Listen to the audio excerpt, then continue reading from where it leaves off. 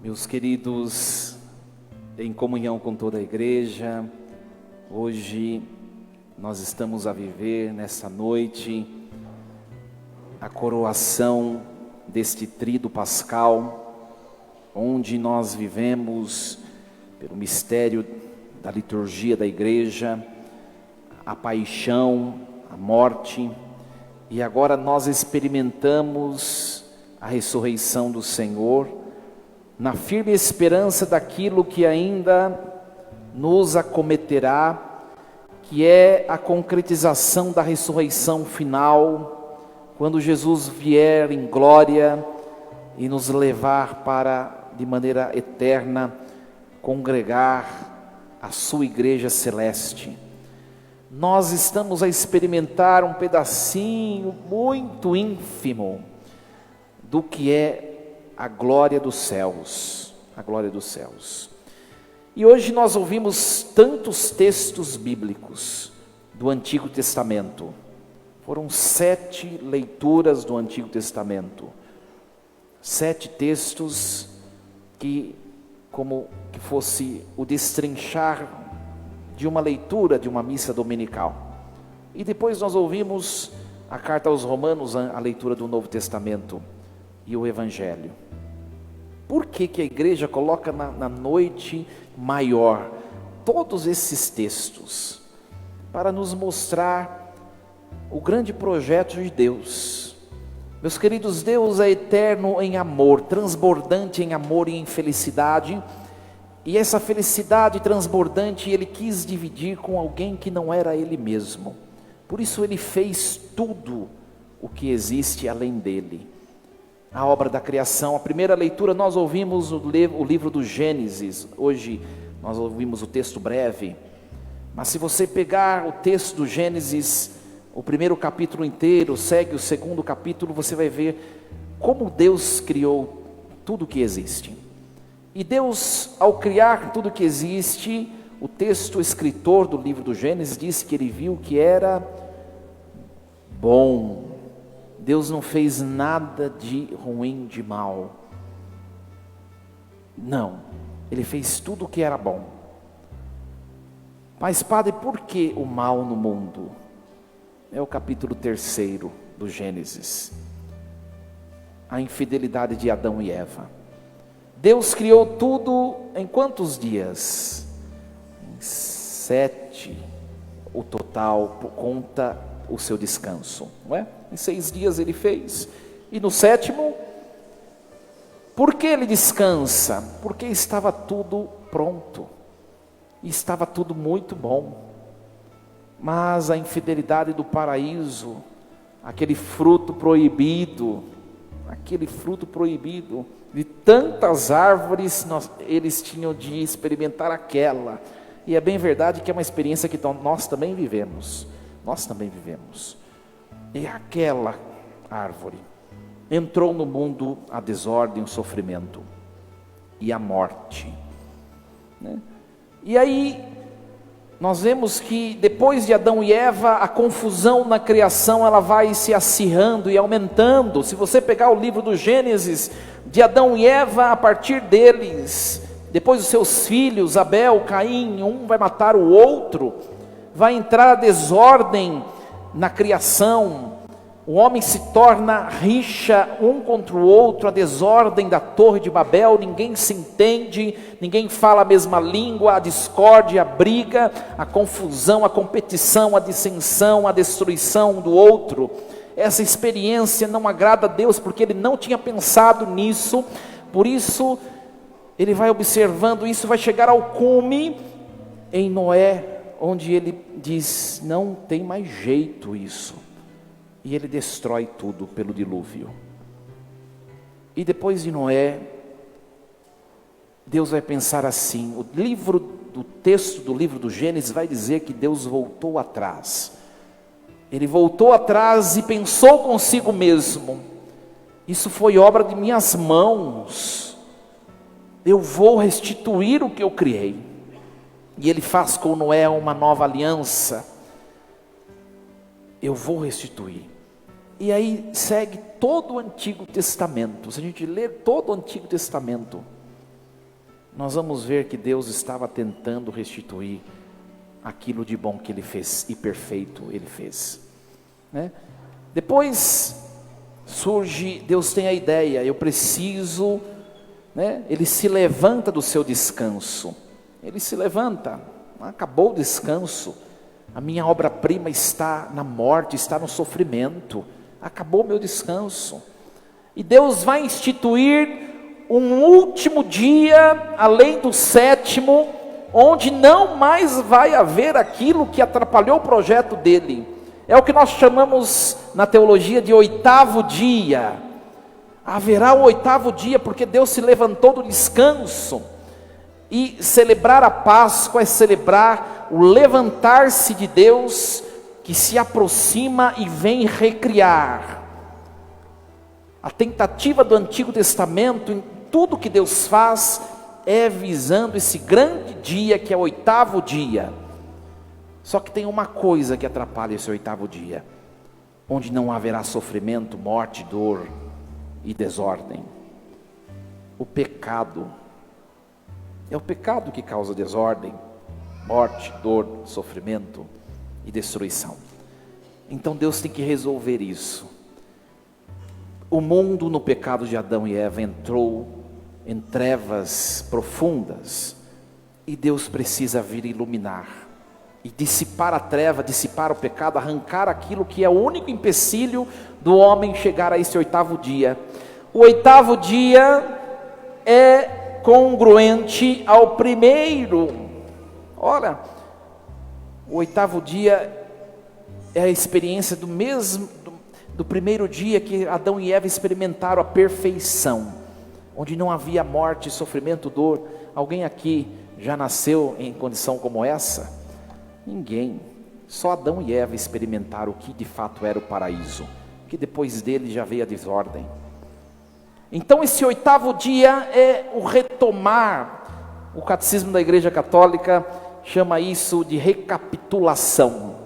Recapitular, voltar ao capítulo anterior, recapitulação. Ele vai recapitular, ele vai retomar o estado primeiro, mas ele precisa, ao longo da história, da colaboração do ser humano. E ao longo do Antigo Testamento, o ser humano colaborou com Deus? Sim ou não? Não. Pode ver, Abraão, Isaac, Jacó. Em Jacó, Deus vai olhar aqueles seus filhos e tive uma ideia, vou chamar um povo, e eu vou restituir a perfeição da criação por meio desse povo. Esse povo, os filhos de Jacó. Os outros filhos tentam matar José do Egito. Deus fala, não deu muito certo. Aí Deus não desiste, vendendo José para o Egito. Depois toda aquela narrativa que nós acompanhamos no texto bíblico, Deus vai tentar construir uma nova história. Só que o povo vai cair na escravidão dos egípcios, por infidelidade. Deus fala, vai por esse caminho, o povo vai por outro, até que tornaram-se escravos, e muitos anos ficaram. E Deus suscita Moisés para tirar o povo do sofrimento. Agora sim, em Moisés, o povo vai voltar para a minha aliança, e o mundo vai voltar ao estado, à condição primeira. Não deu muito certo. Quantas vezes, sob a guia de Moisés, o povo foi infiel a Deus, né? Deus libertou o povo da escravidão do Egito, em mão forte. Nós ouvimos o texto do Êxodo, né? A terceira leitura. Deus libertou o povo por meio de um milagre, e depois, quando o povo entra no deserto, já começa ali a pecar, né? A murmuração, o desânimo, e depois vão caminhando, Moisés recebe as leis, e o povo começa a adorar o bezerro de ouro. Não dá certo. Aí Deus pensa, eu vou enviar alguém perfeito, nele tudo vai se cumprir. E de fato aconteceu. Ele enviou a luz que iluminaria o mundo em trevas, Jesus Cristo. E veio. Por isso que nós revivemos nessa vigília pascal, minha gente, todos os anos, o grande projeto que Deus tem para restituir a criação. Essa grande missa, ela é constituída de 4 grandes liturgias. A liturgia do fogo ou da luz. Depois a liturgia da palavra. Depois a liturgia batismal. E o cume, a liturgia eucarística. Isso vem nos mostrar o que Deus vai fazer pedagogicamente com a criação. Ele vem iluminar por meio do sacrifício pascal de seu Filho, representado neste círio. Por isso que neste hino cristológico que nós ouvimos, que é o precônio pascal, junto com Santo Tomás de Aquino, nós dizemos que este círio oferecido ao Pai, em honra do teu nome, brilhe radiante, resplandecente. Este círio é o próprio Cristo que entra no templo, que entra na vida humana. Esse círio representa o Cristo ressuscitado.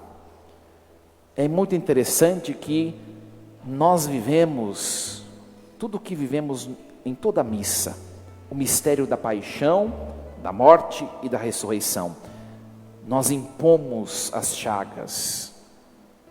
Quem pôs a chaga aqui? Quem tem o círio da família que comprou? Ergue a mão. Você impôs as chagas. Aí representa os seus pecados que entraram na carne puríssima de Cristo. Mas Ele venceu. O ressuscitado, Ele continua se consumindo de amor por nós, se gastando de amor por nós, mas as suas chagas já não derramam sangue, elas derramam amor. Ela é essa luz que vem até nós nos iluminar, que vem até nós nos instruir. A palavra de Deus tem 2 grandes objetivos na liturgia e na nossa vida: denunciar o que em nós precisa ser mudado, e também nos confortar diante da experiência do sofrimento e da dor. Tem esses 2 objetivos a palavra de Deus. Ora a palavra cutuca, ora ela refresca. E da palavra nós passamos para a liturgia batismal, por meio da qual Deus vai nos resgatar. Acho que, exceto a Maria Madalena, todos aqui são batizados. Você já foi resgatado por Cristo. Você já tem a marca da pertença de Cristo. E nós concluímos o ápice que é a liturgia eucarística, essa experiência de fortaleza. Meus queridos, nós vivemos em toda a missa o que nós celebramos de maneira magna e augustíssima, neste domingo e no anterior. O mistério da paixão. No domingo passado nós celebrávamos a missa da paixão do Senhor. E neste domingo nós celebramos a missa da ressurreição. Entre o domingo da paixão e o domingo da ressurreição está o chamado tríduo da Páscoa. Mas padre, não celebramos a paixão no domingo passado, por que celebramos ontem de novo? Entre o domingo da paixão e da ressurreição, a igreja, na quinta, na sexta e no sábado, ela destrincha o mistério para que nós bebamos do mistério de maneira pausada, minuciosa e frutuosa. Então, minha gente, o que nós vivemos ao longo dessa semana é o resumo do que é a vida de fé. E é o resumo do que é a nossa vida. Do que é a nossa vida. Eu dizia na missa que eu estava a celebrar agora há pouco, né? A nossa vida pode ser resumida nesses 3 dias do mistério da Páscoa. O primeiro dia é o domingo anterior, é a paixão, é a cruz, é o sofrimento, são os dias difíceis, os dias complicados. né? O segundo dia é o enfrentamento do primeiro. E o terceiro dia é o dia da vitória sobre os dois anteriores. A vida humana é assim. Entre primeiro e terceiro dia, aqui está algo que nos sustenta e que nos fortalece. A Santíssima Eucaristia, que a igreja chama de ápice da experiência de todo e qualquer cristão. Meus queridos, se nós estamos a viver o terceiro dia no nosso hoje, dias de alegria, dias de tranquilidade, dias de rotina, dias de bem, de conquistas, nós precisamos saber que esta vida são ciclos de primeiro e terceiro dia, até que chegue o último dia do nosso suspiro, e aí nós entraremos no terceiro dia da eternidade. Em qual dia você se encontra hoje? Eu acho que entre dificuldades e dificuldades, todos nós estamos no terceiro dia. Mas é importante que nós tomamos consciência, eu preciso estar aqui com o ressuscitado, porque depois do terceiro dia do mistério da Páscoa vem o que de novo? O primeiro, a cruz. E você pode estar ou não fortalecido para isso. Por que igreja? Por que Eucaristia? Por que sacramentos? Não é a isenção do mistério do sofrimento, pelo contrário. Quanto mais você reza, mais o diabo corre atrás de você. É o contrário. É para que você seja forte nos primeiros dias da sua existência. Entre primeiro, segundo e terceiro, primeiro, segundo e terceiro, nós vamos chegar no último dia da nossa existência, e aí nós vamos pisar naquele oitavo dia da criação, onde não haverá mais sofrimento, morte, dor, nada de mal haverá. Mas por enquanto é esse ciclo do nosso mistério pascal, é esse ciclo, que nós vivamos, independentemente das situações da nossa vida, vivamos unidos a Jesus. Eu não sei se vocês perceberam, mas ontem é o único dia em que a igreja desnuda o altar. Alguém aqui já viu o altar desnudo fora a Sexta-feira Santa? Tirando as hostiárias, não vale. Não. Se você vai a alguma igreja e o altar está sem toalha, o padre está cometendo um crime litúrgico, mesmo não tendo a missa. Por quê?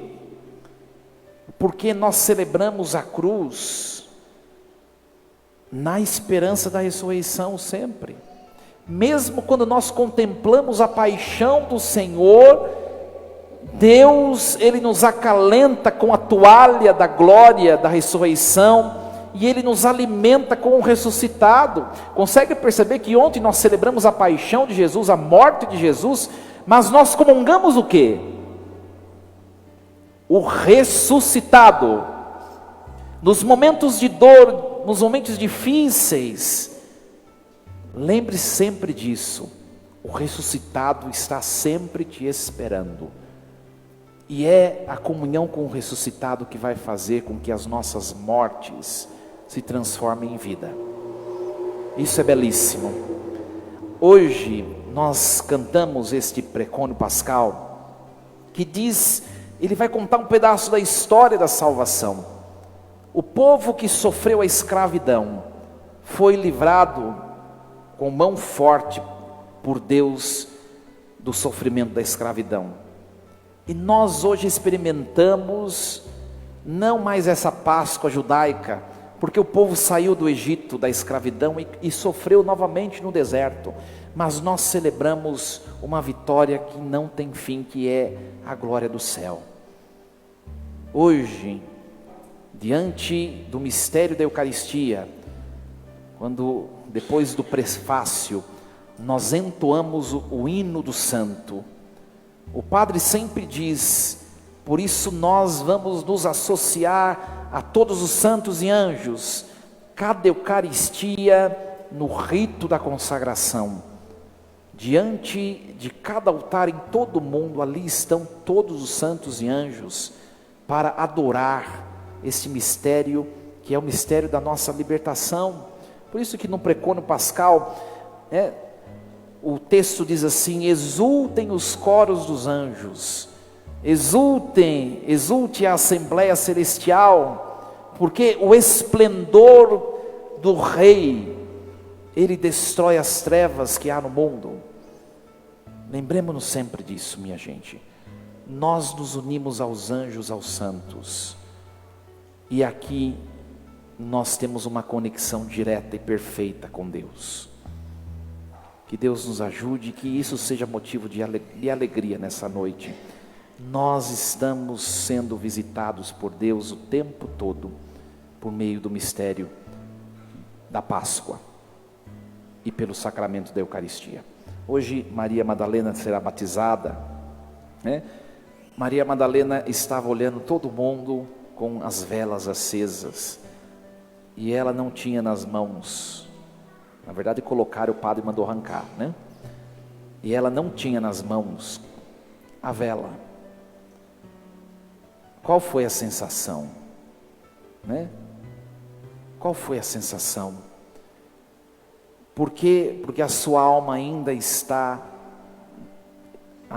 distante de Deus pelo pecado original. Mas agora ela vai ser imersa no mistério da cruz de Cristo, sepultada com Cristo na cruz e emergida no terceiro dia. Ela vai poder se aproximar do sacramento augustíssimo da Eucaristia. Que você, Maria Madalena, nunca se esqueça disso. Leve uma vida de fé responsável, e assim como todos nós, porque tem gente que vem na igreja ou na missa de sétimo dia, ou quando alguém vai ser batizado, e tantos outros momentos, mas não, busque o Senhor porque você sente necessidade dEle. Leve isso para a sua caminhada, e Ele está sempre contigo. Deus nos ajude e esse mistério nos alegre nessa noite. Assim seja. Amém. Um instante de silêncio.